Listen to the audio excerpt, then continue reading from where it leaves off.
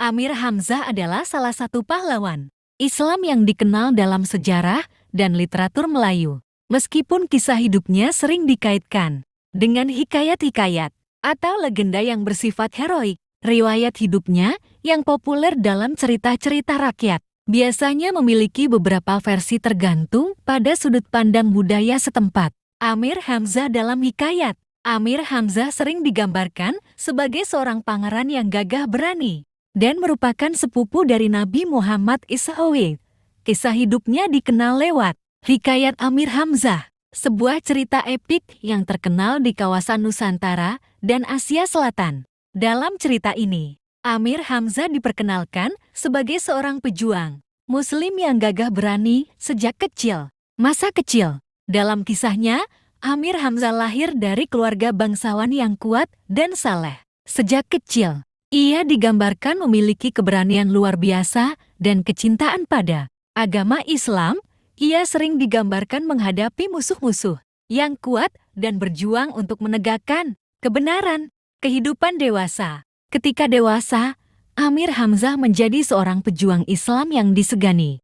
Ia menjalani banyak petualangan, berperang melawan musuh-musuh Islam, dan berusaha menyebarkan ajaran agama ke berbagai wilayah.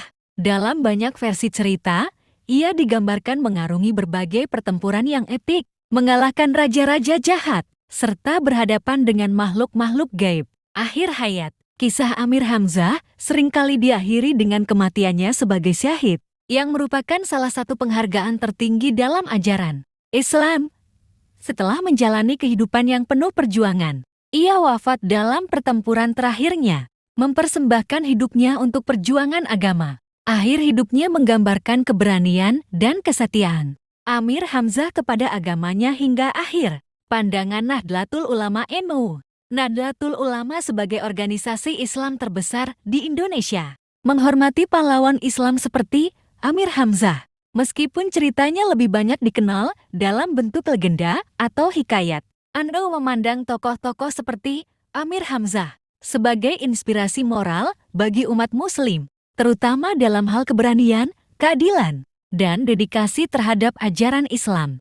Namun, karena kisah Amir Hamzah lebih banyak berakar pada cerita rakyat dan sastra epik, pandangan NU lebih fokus pada aspek moral dan spiritual yang bisa diambil dari kisah-kisah tersebut daripada menjadikannya sebagai referensi sejarah yang otentik.